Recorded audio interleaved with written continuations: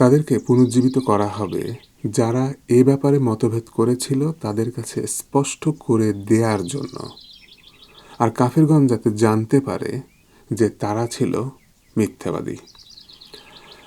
প্রিয় ভাই বোনেরা, সূরা নাহল 16 নম্বর সূরার 39 নম্বর আয়াত দেখলাম।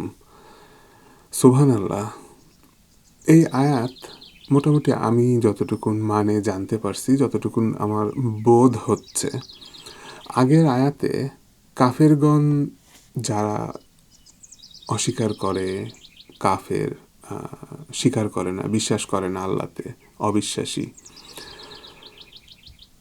এই ব্যক্তিগুলা এই যে শক্তভাবে দাবি করে যে মারা যাওয়ার পরে শেষ, আর আমাদেরকে জীবিত করা হবে না, আর কোনো পরকাল নাই, এই যে এই যে যে অস্বীকারগুলা তারা করে, তারপর আল্লাহ ধারাবাহিকভাবে এই এই এই যে বলতেছেন যে তাদেরকে আবার পুনর্জীবিত করা হবে, তারা জানতে পারবে, সেদিনে স্পষ্ট দেখতে পাবে যে তারা কত বড় মিথ্যাবাদী ছিল।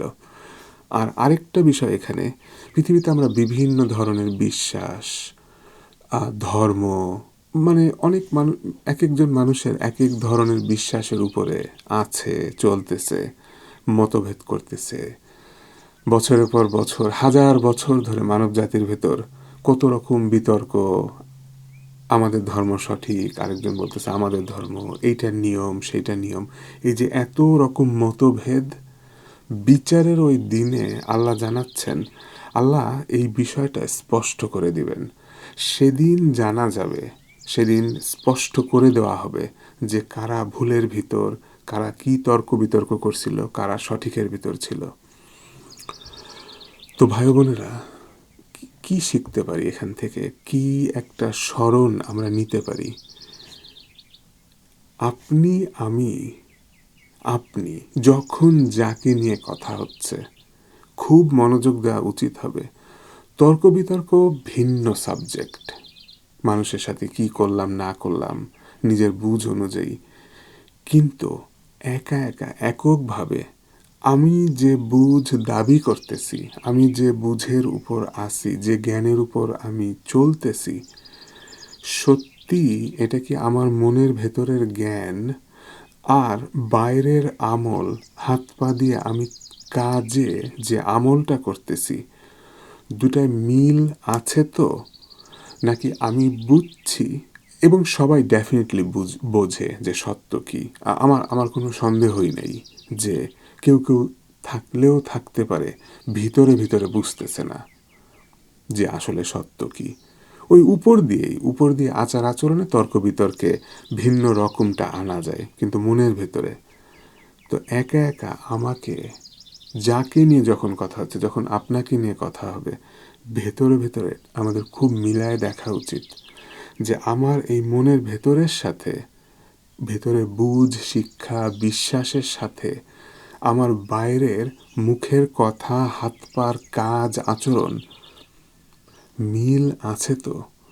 নাহলে ভাই বোনেরা, বিচারের ওই দিনে আল্লাহ যখন নাকি সব কিছু পরিষ্কার করে দিবেন, চোখের সামনে তুলে ধরবে, আর তখন আর আপনি কোনো লুকালুকি নাই। এখন তো আপনি এক ধরনের আড়াল নিতে পারতেছেন মিথ্যা করে, বানোয়াটভাবে। কাফের তো আবার আরেক জিনিস, সে মিথ্যাবাদী, এটা আসি সত্য ঢেকে রাখে। সাবধান হয়ে যায়, কারণ ওই সময়ে আর কিছু করার থাকবে না। খুব ইচ্ছা করবে, কিন্তু আকুতি মিনতি করে ইচ্ছা করবে যে পৃথিবীতে আবার পাঠানো হোক, আমাকে আরেকটা সুযোগ দেওয়া হোক। কাকুতি মিনতি আইসা পড়বে। আপনার কল্পনা শক্তি ভালো হলে এখনই বুঝে নেওয়া যায়, একটু কল্পনা শক্তি ভালো হলেই বুঝে নেওয়া যায় যে হ্যাঁ তাই তো, সামনাসামনি যখন ওরকম সিচুয়েশনের ভিতর পড়ে যাব, আর আসবে, ওই দিন আসবে, বিশ্বাসের অংশ, পরকাল, বিচার দিন আসবে, সব খোলাসা হয়ে যাবে।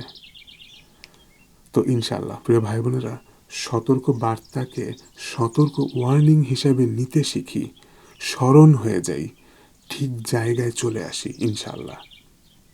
ইনশাআল্লাহ।